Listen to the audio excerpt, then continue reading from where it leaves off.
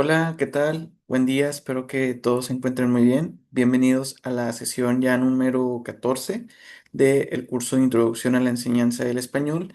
Y en esta sesión vamos a continuar con lo que es la unidad número 5, que la comenzamos en la sesión pasada, en donde pues estuvimos hablando sobre algunas actividades, recomendaciones didácticas para trabajar lo que es la lengua oral, la lengua escrita dentro del aula, y también estuvimos hablando de algunas tendencias educativas en las cuales se basa el rol de, o más bien la labor del maestro de español como segunda lengua dentro de un aula, ya sea un aula presencial o un aula virtual. Y como ya estuvimos hablando de las tendencias educativas, ya estuvimos hablando de algunas actividades didácticas, algunos ejercicios que pueden implementar dentro del aula, pues ahora toca hablar de lo que son las nuevas tecnologías en la clase de español como segunda lengua o como lengua extranjera. Y esto es algo que es muy importante ver y sobre todo considerar cuando estamos desempeñando un rol como docente, sin importar cuál sea la materia que estemos impartiendo.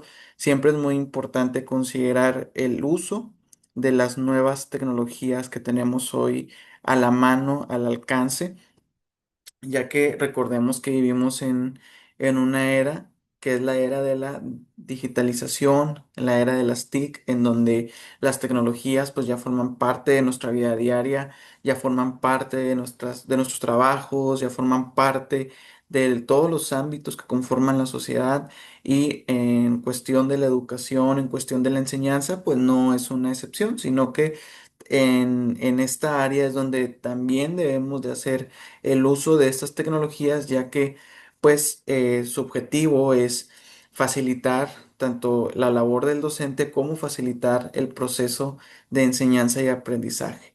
Y es por eso que aquí vamos a estar viendo algunas tecnologías que nos pueden servir al momento de estar enseñando el español como una segunda lengua o como una lengua extranjera. Pudiera ser que alguno de ustedes ya conozca algunas de las tecnologías que vamos a ver, pudiera ser que no las conozcan, y pues la idea es que ustedes sepan cuáles son estas tecnologías que podemos utilizar en este contexto, y sobre todo que ustedes puedan incorporarlas dentro de sus planeaciones de clase, dentro de sus actividades, ya que también debemos, aparte de recordar que son herramientas que podemos incorporar en el proceso de enseñanza y de aprendizaje.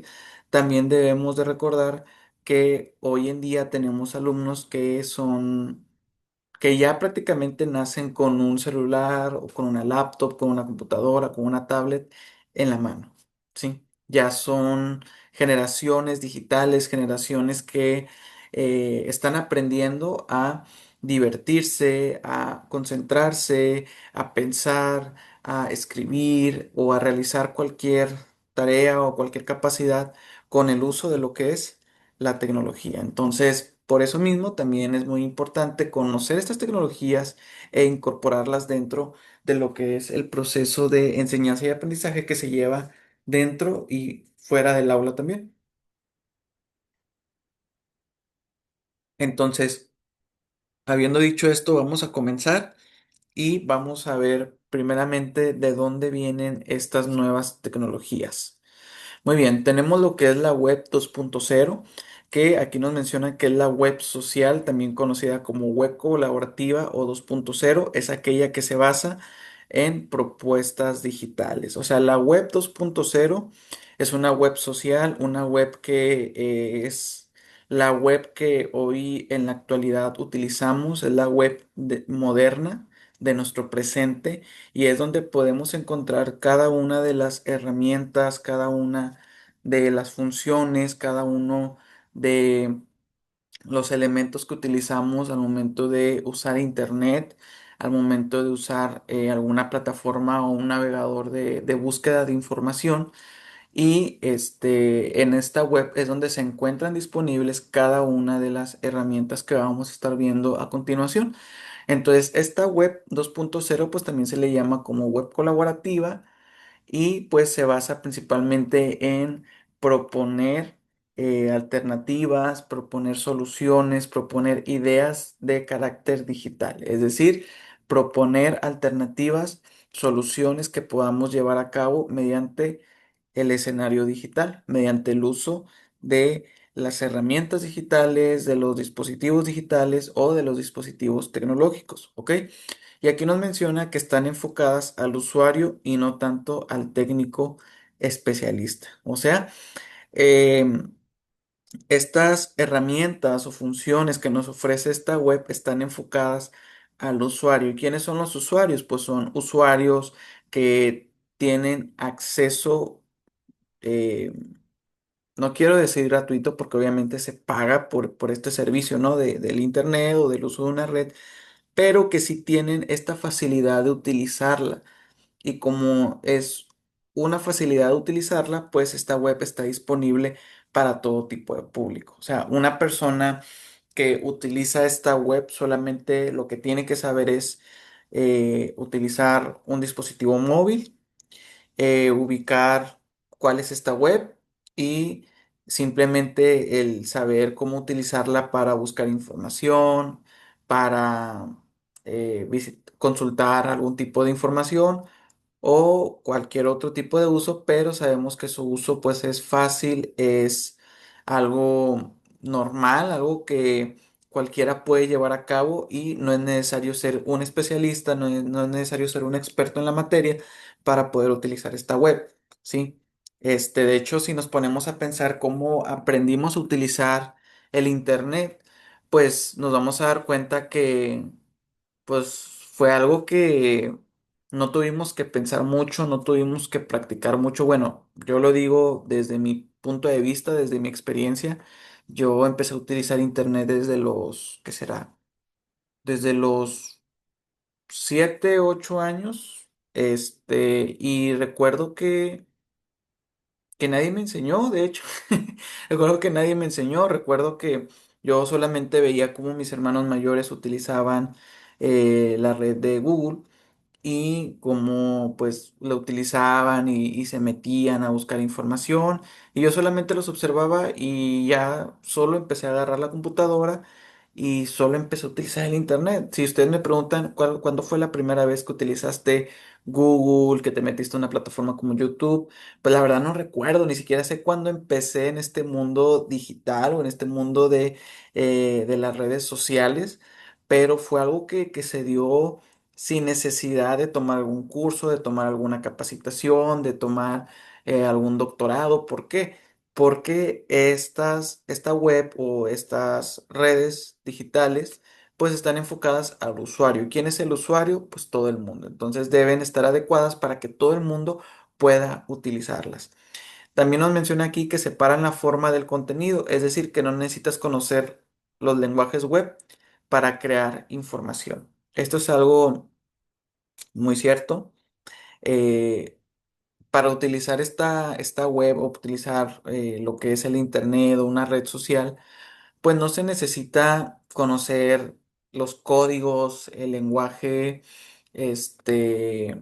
¿cómo se dice? El lenguaje de las computadoras o no se necesita conocer algún tipo de lenguaje en especial o muy técnico para crear información o para buscar información. Sí, por ejemplo, las personas que suelen meterse a Wikipedia para editar información o alterarla son personas que simplemente pueden irse a la función de editar en la página y ya les abre la opción de poder agregar información o de poder cambiar, como si fuera un drive, como si fuera algún documento que te compartió algún compañero, que te compartió algún amigo y puedas editar fácilmente. Y es todo. O sea, ya no se requiere conocer un lenguaje de programación. Ese era el término que quería utilizar ahorita. Un lenguaje de programación, un lenguaje muy técnico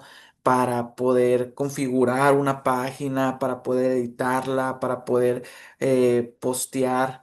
algún tipo de información o por ejemplo cuando publicamos algo en Facebook, en Instagram, pues no se requiere conocer el lenguaje de programación que utilizaron los creadores de Instagram o los creadores de Facebook, solamente basta con conocer las funciones que nos ofrece la plataforma, irnos a la opción indicada, agregar ahí una información, darle clic a publicar y se acabó. Ya creamos información, ya compartimos información, ya supimos cómo transmitir un mensaje, un contenido, una información sin necesidad de conocer el lenguaje de la web o un lenguaje de programación para una red social. Entonces, es otra característica de la web 2.0 y también que se basa en la participación, por eso se le conoce como una web colaborativa, ya que mucha gente sea que sean expertos, que sean inexpertos en algún tema, sea que, una disculpa, sea que tengan algún estudio, todos pueden participar en esta web.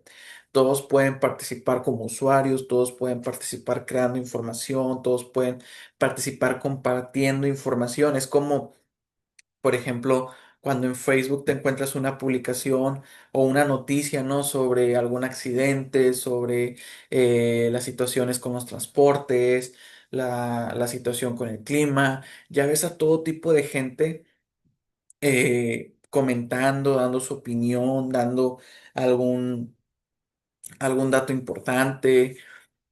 Y de eso se trata este tipo de web social, de este tipo de redes sociales, de que haya una participación de todos, que toda la sociedad o todos los usuarios puedan participar en esta web, ya sea creando información, buscando información, compartiendo información, pero lo importante es que todos estén participando, ¿sí? Y también aquí fomenta la conectividad y las redes sociales.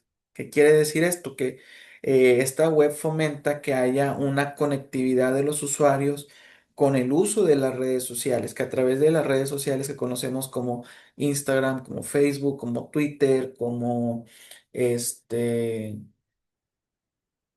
¿qué otro tipo de red social? Perdón, es que la verdad yo ya me quedé, ya me quedé obsoleto en cuanto a conocer nuevas redes sociales. Sé que ya se crearon muchas, pero yo me quedé solamente con Facebook, Instagram, Twitter, YouTube, que son redes sociales muy conocidas, ¿verdad? Por todos y que al todos estarla utilizando, pues nos empezamos a conectar de diferentes partes del mundo, nos empezamos a conectar con diferentes tipos de dispositivos y lo que procura esta web es que haya esto, una conectividad por medio de las redes sociales. Entonces, estas son las características de la web 2.0, son las cosas que propone en el ámbito digital, que sabemos que ya es una normalidad en nuestra sociedad y pues es una web que utilizamos tanto de uso cotidiano, pero que también podemos utilizar en nuestro caso como docentes o como licenciados en la enseñanza del inglés o de enseñanza de un idioma, como una herramienta de trabajo precisamente para la enseñanza de este idioma. Y aquí hay algunas razones por las que se debe aprovechar lo que es la web 2.0 en la educación. Aquí ahora sí nos vamos a enfocar en por qué es importante utilizar esta web en el ámbito educativo, ¿sí? Y aquí nos menciona tres puntos. La primera nos dice, las características de estos espacios digitales son muy similares al tipo de aprendizaje, significativo, autónomo y colaborativo, perdón, que pensamos debe de darse en el aula de español, ¿sí?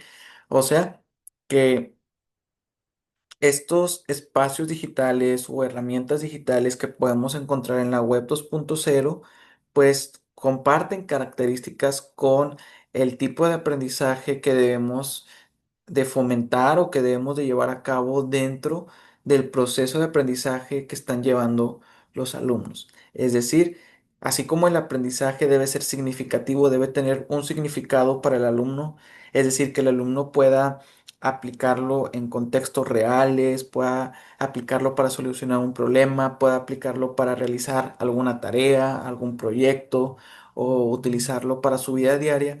De la misma manera, estas herramientas digitales están enfocadas o estos espacios digitales están enfocados en ser significativos, es decir, que para el alumno tengan un significado y que estas herramientas digitales o estos espacios puedan servirle en su día a día. Ahora también, el aprendizaje que se procura al momento de enseñar un idioma es que sea un aprendizaje autónomo. Es decir, sí, el maestro va a estar ahí apoyando al alumno, orientándolo en su proceso de aprendizaje, dándole las recomendaciones, las estrategias, compartiéndole el contenido, pero al final quien tiene el compromiso y la responsabilidad de aprender el idioma es el alumno. De la misma manera, quien tiene el compromiso y la responsabilidad de utilizar estos espacios digitales es el usuario, ¿sí? Es como yo les decía ahorita. Yo no recuerdo que alguien me haya enseñado a propósito o intencionalmente a utilizar el internet, a utilizar una red social. Fue algo que yo fui aprendiendo, que yo solito utilicé la computadora, abrí Google, me metí a YouTube, me creé mi cuenta de Facebook, ahí empecé a ver qué hay en Facebook, qué hay en YouTube, qué hay en Google, qué hay en Instagram, yo solito, ¿sí? ¿Por qué? Porque había un interés, había curiosidad, porque había una motivación para utilizarlo, ¿no? Entonces, estos espacios digitales o también estas herramientas digitales se caracterizan por ser autónomas, es decir, que si uno quiere aprovecharlas, quiere utilizarlas, pues debe de tomar la iniciativa de hacerlo, ¿sí? Y que son colaborativos. Recordemos que algo que un factor clave al momento de aprender un idioma o también podemos decirlo para aprender algún contenido, algún tema, pues es el factor de la colaboración, ¿sí? Cuando se tiene una colaboración con el maestro, con los compañeros, es mucho más fácil que pueda haber un aprendizaje. De la misma manera, nosotros en los espacios digitales, cuando estamos colaborando, también podemos llevar un aprendizaje, ¿sí? Y recordemos que la idea de estos espacios digitales o de estas herramientas digitales es que haya una colaboración entre todos los usuarios, ¿sí? A mí me ha tocado aprender cosas en comentarios, en eh, aportaciones que hacen personas en post de Facebook, post de Instagram o en post de algunos blogs. Y yo no sé si las personas lo hacen con la intención de enseñar algo, pero yo aprendo. ¿Por qué? Porque estoy siendo parte de este espacio de discusión, este espacio de interacción, y por lo tanto hay una colaboración, hay una interacción y por lo tanto hay un aprendizaje. Entonces, por eso es que estos espacios digitales o estas herramientas también se caracterizan por ser colaborativas. De hecho, vamos a ver también ahorita que las herramientas digitales tienen esta característica, que su uso es para que sea un uso colaborativo, ¿sí? Y también aquí nos menciona en el siguiente punto que nuestros alumnos son nativos digitales, es decir, han nacido en la era de la tecnología. Esto hay que tenerlo bien presente. Estamos en la era de la tecnología. Así que ya no es opción dejar la tecnología de lado en el ámbito educativo. Claro, sin descuidar la parte de que el alumno utilice material físico, que el alumno desarrolle su creatividad, desarrolle su pensamiento crítico, que el alumno aprenda a aburrirse, que el alumno aprenda a entretenerse, que el alumno desarrolle lo que es el hábito y la comprensión lectora y elementos muy importantes que tampoco podemos dejar de lado eh, y solamente enfocarnos en lo tecnológico, pero sí entender que la tecnología ya es parte de nuestras vidas. Ya no es una opción, sino que ya es una eh, herramienta ya normal en nuestra vida diaria. Entonces, nuestros alumnos pues ya nacieron en esta era y por lo tanto es por eso que se debe de aprovechar estos espacios y herramientas digitales que nos ofrece la Web 2.0, ¿sí? Y también nosotros como docentes o licenciados en la enseñanza del inglés o de un idioma, pues hacer las paces, ¿no? O tener eh, esta colaboración con estas herramientas digitales, no estar peleados con ellas. Se lo digo porque, por ejemplo, hoy en día hay mucha controversia con el uso de la inteligencia artificial, ¿no? Algunos maestros la satanizan, otros están de acuerdo, otros están en un punto medio de que no, es que sí es bueno, pero pues hay que ver la manera. Y la realidad es que la inteligencia artificial fue creada para facilitar procesos, facilitar tareas, no elaborarlas, no hacerlas sustituyendo al hombre, sino facilitarle la elaboración de tareas o de procesos que tiene que llevar a cabo. Entonces, nosotros como docentes tenemos que saber cómo utilizar, por ejemplo, la inteligencia artificial a nuestro favor. En una ocasión yo estaba en en un congreso virtual donde el tema principal o el enfoque era el uso de la inteligencia artificial en contextos educativos. Y algo que me gustó mucho fue que hubo una conferencia donde precisamente se habló sobre esto, sobre cómo utilizar de manera efectiva la la inteligencia artificial para facilitar el aprendizaje de un contenido. Entonces, por ejemplo, ponían esta situación, ¿no? En la que un docente le encarga a un alumno realizar un ensayo. Entonces, el alumno pues ya tiene acceso fácil a la inteligencia artificial y lo puede utilizar fácilmente para pedirle que se elabore un ensayo. Pero mencionaban en esta conferencia, ¿por qué no, en lugar de pedirle al alumno que haga directamente un ensayo, ¿por qué no meter la inteligencia artificial de la siguiente manera? Pide al alumno que le solicite a ChatGPT o a la inteligencia artificial que tenga al alcance que le elabore un ensayo. Entonces, ya cuando el alumno te traiga el ensayo a tu clase, pues ahora sí, empieza a ver en clase las características del ensayo, los elementos, y ya con ese ensayo que le elaboró ChatGPT, pues pone una actividad al alumno en la que el alumno identifique los elementos, identifique las características que tiene su ensayo, que tiene el ensayo que le elaboró ChatGPT con respecto a las características y los elementos que que tú como docente le enseñaste en clase. Y ahora sí, en la siguiente clase, ya estando ahí en clase, en el aula, solicítale al alumno que ahora sí, considerando o tomando como base el ensayo que ya le hizo ChatGPT, la actividad que ya realizó, que ahora sí elabora un ensayo y tú como docente, oriéntalo, ¿verdad? Y es una manera efectiva de utilizar esta herramienta de la inteligencia artificial.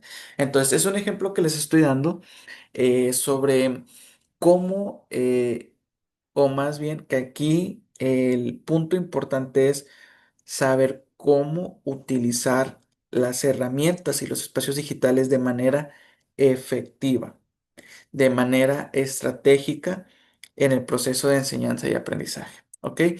También aquí dice que los alumnos se sienten cómodos con la era de la tecnología. Esto es algo también que sí es cierto, los alumnos se sienten muy cómodos utilizando el celular, la computadora para investigar algún tema, investigar el significado de una palabra, porque es lo que saben utilizar. Entonces, hay que ser comprensivos en este aspecto de que de no prohibirles a los alumnos el uso de estas herramientas porque se sienten cómodos con ellas, pero hay que también equilibrar la balanza, ¿verdad? Así como ser permisivos en enseñarles págame la redundancia, en que utilicen estas herramientas para elaborar una tarea, elaborar una actividad, pero también sin descuidar la parte de enseñarles a utilizar un libro, a utilizar algún material físico, a consultar información en otras fuentes de información que no solamente sea en espacios digitales, ¿verdad? Entonces, pues eso es algo también muy importante. Y también que forma parte de su vida y de su forma de relacionarse. Esto es también otra cosa muy importante, que hay alumnos que les cuesta relacionarse y por lo tanto trabajar en equipo o colaborar. Entonces, si sabemos que se sienten cómodos con el uso de estas herramientas digitales, pues hay que utilizarlas a favor de que el alumno se pueda relacionar, de que el alumno pueda trabajar en equipo. Yo, por ejemplo, me acuerdo que cuando daba clases en secundaria, sí había proyectos o había tareas donde yo les pedía que trabajaran en equipo. Pero yo les decía, muchachos, ¿saben qué? Miren, ustedes van a trabajar este proyecto en equipo.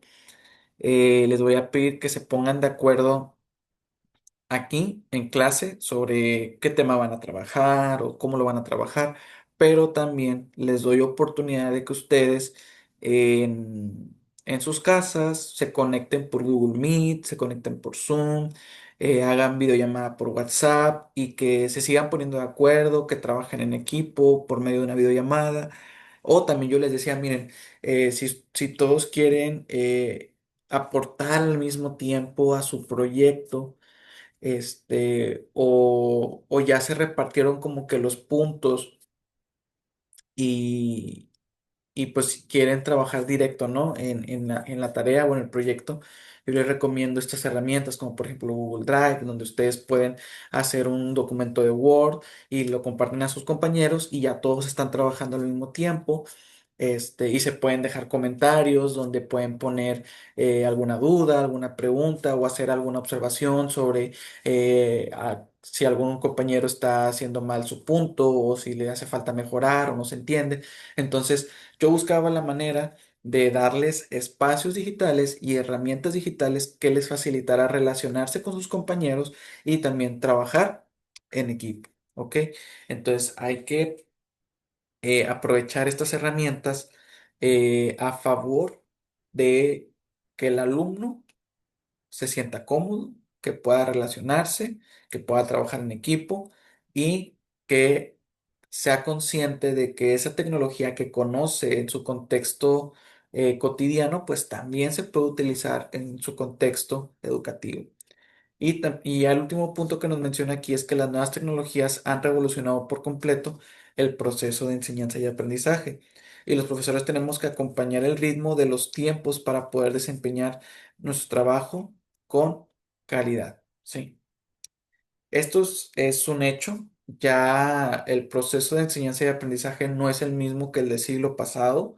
En el siglo XXI tenemos un nuevo proceso de enseñanza y aprendizaje que fue cambiado, fue innovado gracias a lo que fue a la incorporación de las nuevas tecnologías y por eso es que el proceso de enseñanza y aprendizaje hoy ha cambiado por completo. Simplemente desde los materiales que utilizamos en el aula ya no son los mismos que los de antes. eh, las fuentes de información tampoco ya no son las mismas, ahora son diferentes. Y también otro punto muy importante es que hasta el rol del maestro ha cambiado. El maestro era antes la única fuente de información o el único lugar al que los muchachos, los alumnos podían ir para aprender y ahora no es así.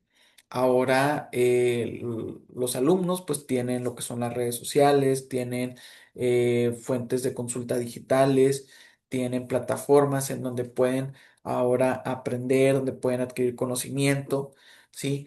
Y por lo tanto, ya ahora el docente ya no solamente tiene un papel de enseñar, sino también de orientar, de proporcionar material o herramientas que le ayuden al alumno en su aprendizaje.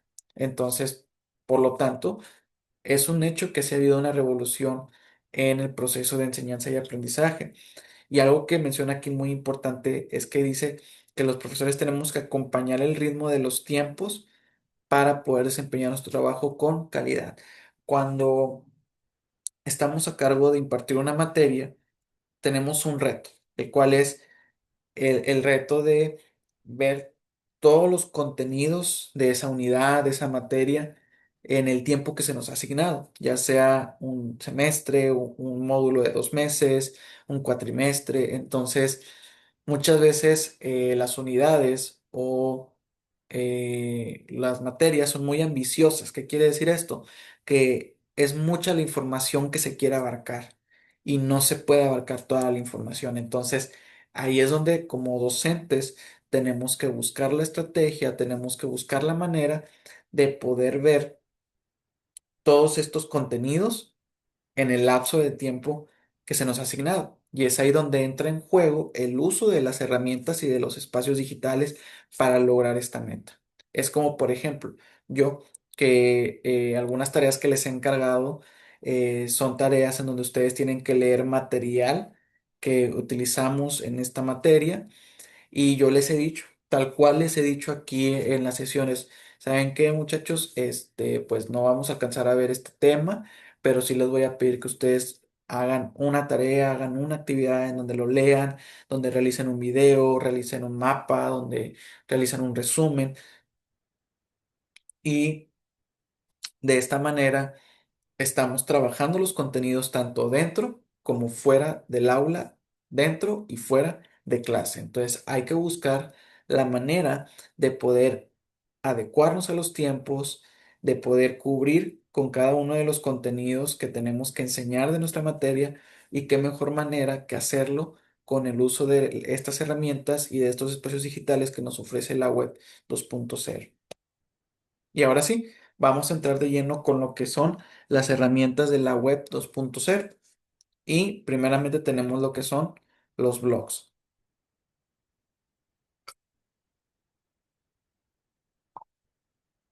Aquí nos menciona que se llama blog a toda publicación digital que lleva un orden cronológico inverso. Es decir, que la última entrada publicada es la primera que aparece, que acepta comentarios de los lectores y que enlaza de manera habitual con otros espacios digitales. No sé si ustedes han tenido la oportunidad de ingresar a un blog, yo creo que sí. Yo, por ejemplo, sí he ingresado a muchos blogs en donde me ha tocado ver diferentes publicaciones, artículos que realizan autores expertos en un tema, o también me ha tocado ver blogs que no le quiero llamar informales, pero pues prácticamente lo son, donde se comparten, por ejemplo, algunas noticias o hechos del espectáculo, del entretenimiento, que muchas veces son publicaciones no realizadas por personas expertas, sino que son publicaciones realizadas por un usuario o una persona que es muy fan de una película, es muy fan de un artista, un influencer. Entonces, los blogs, o sea, lo que quiero llegar es que los blogs ya están al alcance y al uso o a la disposición de que cualquier persona pueda realizar un blog. Antes era como algo impresionante que alguien te dijera, no, yo tengo un blog. O sea, era algo impresionante porque era una nueva herramienta digital, un nuevo espacio digital muy poco conocido, muy poco usado. Y ahora ya es algo normal. Ahora ya existen miles, millones de blogs que cualquier persona puede visitar, cualquier persona puede ahí participar con algún comentario. De hecho, si ustedes se ingresan a un blog y ingresan a una publicación y le dan hacia la parte de abajo, puedes encontrar el apartado de comentarios. Y son personas que leen la publicación, son personas que quieren aportar, que quieren contribuir con algún dato importante, con alguna opinión. Y también en algunos blogs hasta están los espacios donde citan el material que el autor consultó para la información de esa publicación. Entonces, si tú le das clic a ese material, te va a llevar a otra página, te va a llevar a otro blog y esto es algo muy, muy padre, ya que es un espacio digital en donde puedes aprender, donde puedes consultar información, o donde puedes conocer nueva información y conectarte con con otros espacios digitales. Entonces, y también que ya es una herramienta que cualquier persona puede utilizar. Y aquí otra característica que nos menciona es que en un blog se puede publicar información sobre cualquier tema que se nos ocurra. Esto es algo muy padre, que un blog es muy versátil, es decir, que se puede adecuar, se puede adaptar a cualquier tema que el usuario, que el autor quiera compartir. Yo recuerdo cuando trabajaba para la Universidad CNSI, me tocó hacer o diseñar la guía instruccional de actividades en donde yo solicitaba que temas de ingeniería, temas de arte, de política, de la educación, se trabajaran por medio de un blog. Y cuando lo hacía, realmente me impresionaba cómo el blog se podía utilizar para cualquier tipo de información, para cualquier contexto, y es algo que es muy usual. Entonces, por eso es que el blog puede utilizarse para trabajar cualquier tipo de información.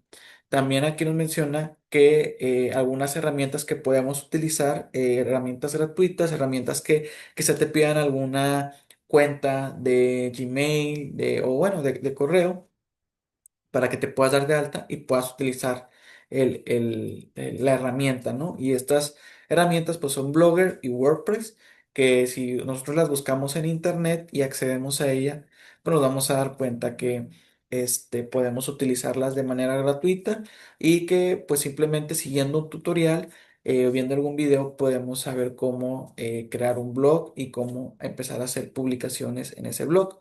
La verdad es que también son herramientas muy amigables, son herramientas que son fáciles de usar, solamente es cuestión de tomarse el tiempo, de investigar, de conocer las funciones de estas herramientas y conocer cada uno de los elementos que la conforman.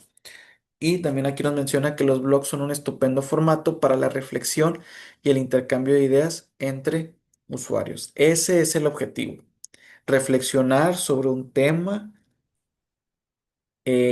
conocer una nueva información y también intercambiar ideas, intercambiar información, intercambiar opiniones, y de esta manera pues se fomenta la colaboración y la participación entre diferentes usuarios de distintas partes del mundo. Entonces, esta es una herramienta que podemos utilizar para para nuestras clases en la enseñanza del español como segunda lengua. Y luego tenemos lo que son las wikis, que las wikis, aquí nos mencionan que la palabra wiki proviene del hawaiano wiki, que de hecho sí, a lo mejor ustedes ya como que lo intuían o a lo mejor ya lo sabían. Sí es una palabra como que muy hawaiana, ¿no? Y significa rápido. Fue utilizada por primera vez en el mundo informático por el programador norteamericano Ward Cunningham para darle nombre a un sistema de creación, intercambio y revisión de información en la web. Esto sí es algo muy cierto. Si nosotros vamos a una wiki, por ejemplo, Wikipedia, podemos acceder muy fácil y muy rápido a la información, ya que si nosotros entramos a una publicación de Wikipedia o una página de Wikipedia, podemos encontrar la información ya organizada, ya separada por diferentes subtemas, apartados, o incluso, haz de cuenta que tú te metes a a la Wikipedia y, por ejemplo, buscas la biografía de una persona, ¿no? Entonces, haz de cuenta, te metes, aparece el nombre de la persona en grande, luego aparece como un resumen general de la vida de esa persona, ¿no? De que fulanito de tal, nació en tal lugar, hizo tal cosa, falleció en tal lugar y ya, ¿verdad? Y luego viene abajo como un índice en donde ya viene cada uno de los subtemas y apartados, ya para que tú simplemente veas el índice y digas, ah, bueno, yo solamente quiero saber, no sé, si es un artista, quiero saber cuáles fueron sus álbums musicales, ¿no? Entonces ya te vas al apartado de sencillos y álbumes musicales y ya le das clic y ya accediste muy fácil y rápido a la información. Y de eso se trata esta herramienta digital, ayudarnos a encontrar información de manera rápida y fácil, ¿ok? Y aquí nos menciona que el formato wiki es uno de los más simples porque se trata de crear documentos de forma colaborativa y revolucionario porque no hay restricciones a la hora de acceder a lo escrito, ¿sí?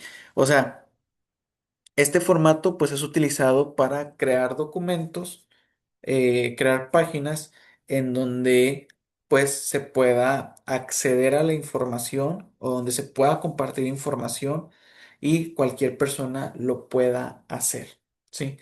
No necesariamente tiene que ser un experto.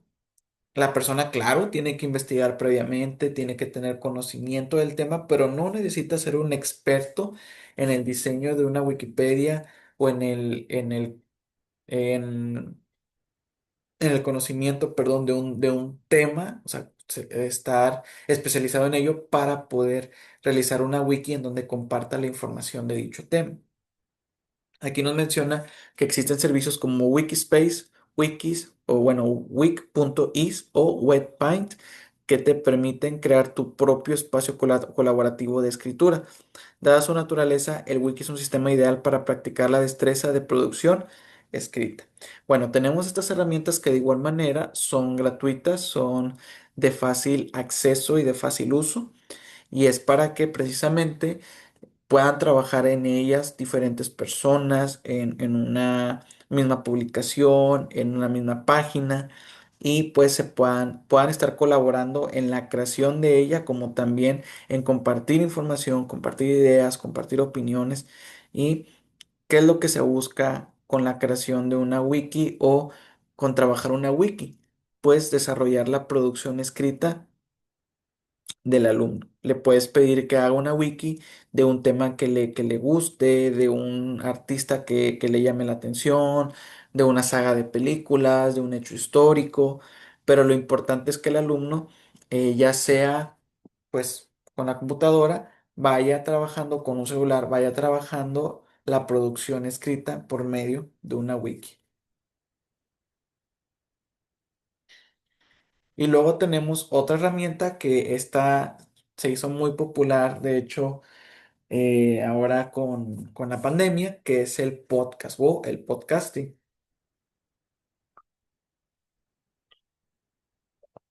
Que el podcasting, pues son estos espacios de discusión que se dan a través de un video, de una videollamada, de una grabación, y en donde se discute sobre un tema, donde se debate una situación o donde se comparte una información sobre un tema en específico.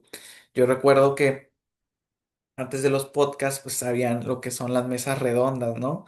O los foros de discusión. Y ahora tal cual, pues se le conoce como podcast, ¿verdad? Y aquí nos menciona que si tuviéramos que definir el podcast en pocas palabras, diríamos que es un archivo de audio que se puede oír o descargar de la web, ¿sí? Esa es una característica como muy importante y práctica del podcast, que es algo que podemos estar oyendo mientras estamos haciendo otra cosa o que podemos descargar para ir escuchando en el camino al trabajo, que podemos escuchar cuando vamos en un avión, que podemos escuchar cuando estamos trasladándonos a algún lugar o estamos haciendo otra cosa y simplemente oír y estar haciendo otra cosa al mismo tiempo. Y nos menciona que cuenta con un sistema de suscripción para recibirlo en nuestro ordenador cada vez que se actualiza. Por lo regular, los podcasts pues se suben a plataformas de suscripción, ¿no? Como Spotify, como YouTube, como este, Apple Music, y otro tipo de plataformas en donde pues se encuentran disponibles todo tipo de podcasts. Pero para poder acceder a ellos tenemos que suscribirnos o tener una cuenta en estas plataformas. Aquí también nos menciona que para hacer podcasting solo necesitamos un ordenador con un micrófono, acceso a la red y un software de grabación. Simplemente un micrófono. De hecho, ya la mayoría de laptops, celulares ya cuentan con un micrófono. Claro, no es la misma calidad que un micrófono como tal de cierta marca, pero ya se tiene esta función en los dispositivos, incluso también en audífonos, ya sea Bluetooth o audífonos alámbricos, en donde también ya hay ¿cómo se dice? Una parte de los audífonos donde ya está integrado el micrófono. Entonces, ya es muy fácil poder realizar un podcast. Simplemente es el tener el micrófono, tener el acceso a la red y un software de grabación que puede ser Zoom, que puede ser Microsoft Teams, que puede ser eh, Google Meet y más programas para grabar una plática, una reunión que pues se utilizan para trabajar precisamente estas herramientas del podcast. Y pues obviamente tener el tema definido, la información, tener ya establecido un programa a seguir, ¿no? Dentro del podcast. Y aquí nos menciona que algunas posibilidades que tenemos al momento de trabajar el podcasting y es que se puede grabar en nuestro ordenador, para eso instalamos el programa gratuito y de código abierto. Bueno, aquí se recomienda un programa que es el de Audacity y nos menciona que el manejo de esta aplicación es muy intuitivo y su interfaz es parecida a la de una grabadora clásica. Es un programa ya muy conocido, que es gratuito, es muy fácil de utilizar y pues se puede grabar un podcast.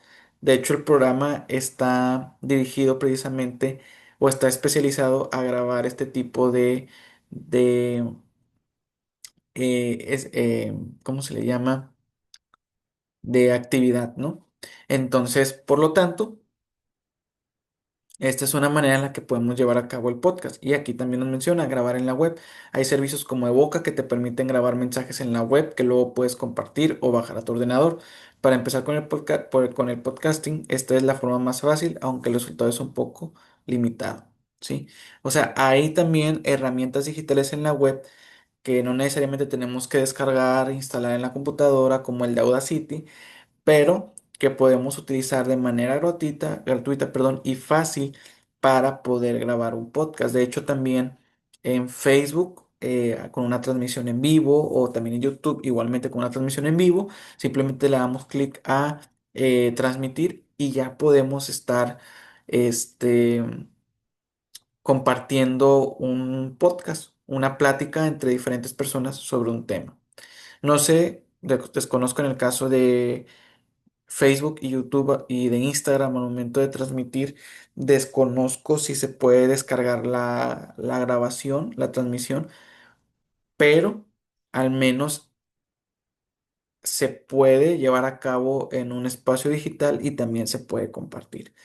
Entonces son dos maneras en las que podemos realizar el podcast y pues aquí lo que hacemos es que estamos trabajando el lenguaje oral, así que pues es una manera en la que podemos trabajar la habilidad oral de nuestros alumnos y simplemente pedirles que hablen de un tema de interés o de un tema ya definido por el programa de la materia.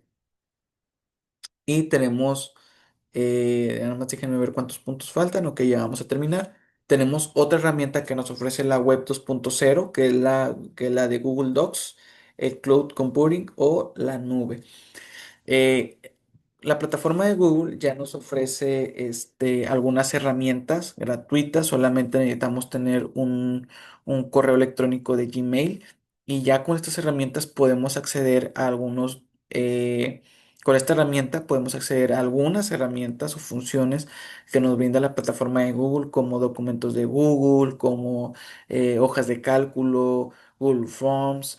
Podemos acceder también a lo que es Google Maps, podemos acceder a presentaciones de Google, podemos acceder también al Drive, que es el uso de la nube, que es ahorita donde nos vamos a enfocar, y demás herramientas que podemos utilizar para realizar actividades o también gestionar y dar seguimiento al aprendizaje del alumno.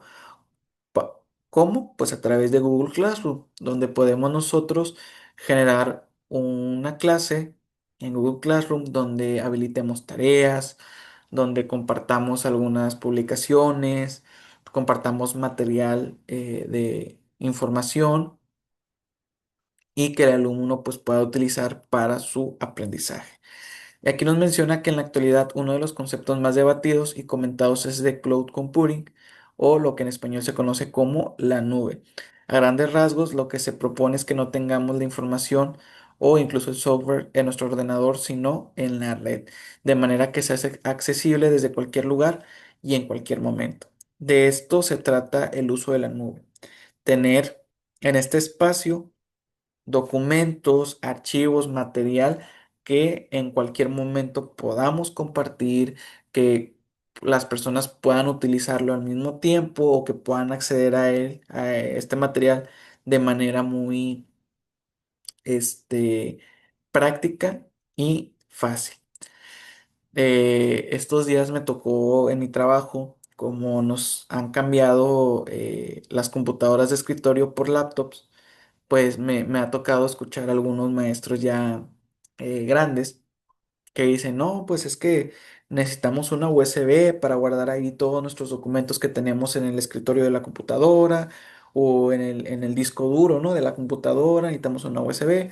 Y los maestros más jóvenes o los colaboradores más jóvenes, a manera de burla, digo, burla sana, ¿no? Les dicen, no, ¿cómo que USB? Eso ya quedó obsoleto, para eso está el Drive, se pueden meter ahí subir los documentos y luego ya en su laptop, pues ya nada más se dan de alta con su cuenta de Google, se meten al Drive y ya pueden descargar y ya fácil. O sea, ya no es necesario comprar una USB, ya no es necesario tener que ir a una tienda como Office Depot o a un ciber donde tengas que pagar por comprar una USB y luego tener que estar guardando unos documentos, luego vaciándolos y luego volver a guardarlos y luego vaciarlos. O sea, ya no es necesario eso. Ahora con la nube tenemos esta facilidad de poder guardar, de poder subir y guardar documentos para posteriormente bajarlos en cualquier dispositivo. Esta es una ventaja y una facilidad que nos da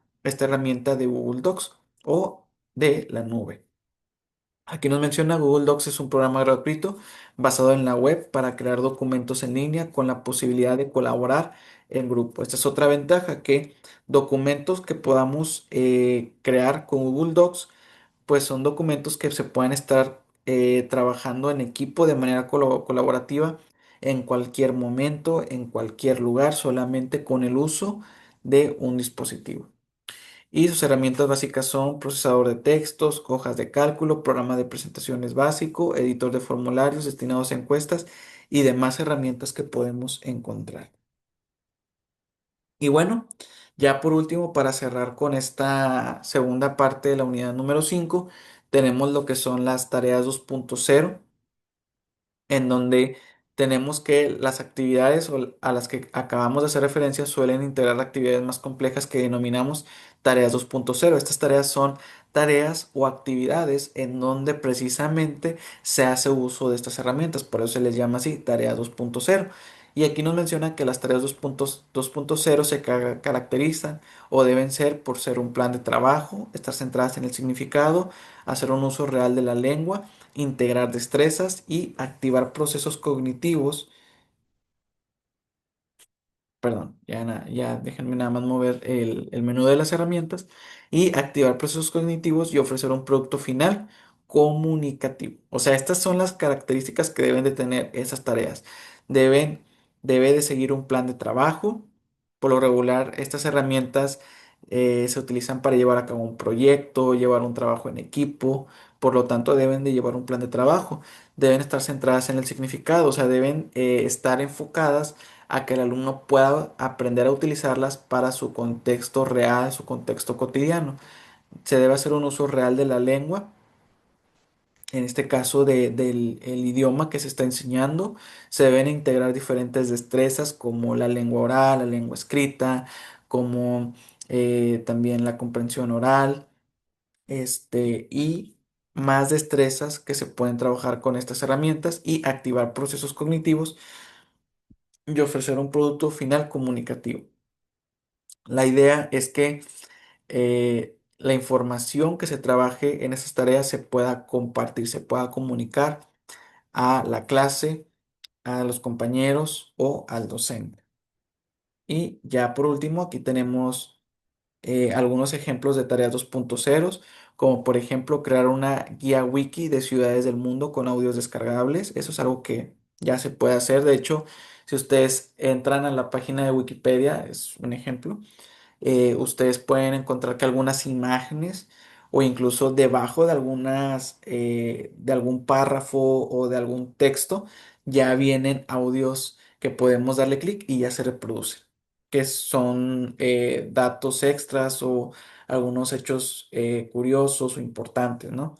También opinar en un blog o en los comentarios de un diario digital, escribir una historia colativa en una plataforma que aquí nos sugiere, grabar un anuncio de radio o de TV para colgar en YouTube y subirlo al blog de la clase, crear un perfil de la clase en Facebook para hacer amigos. O sea, son algunos ejemplos de muchos que podemos llevar a cabo en nuestra clase. Entonces, es una idea que ustedes pueden tomar para alguna tarea, alguna actividad que quieran encargar, pero de esto se tratan las tareas 2.0. Si se fijan, se enfocan en utilizar herramientas digitales, espacios digitales, en compartir información, en que se pueda colaborar en equipo y donde pues se puedan trabajar diferentes destrezas. Vemos aquí actividades donde se está trabajando la lengua escrita, donde se está trabajando la lengua oral, donde se está trabajando la reflexión, el pensamiento crítico. Entonces,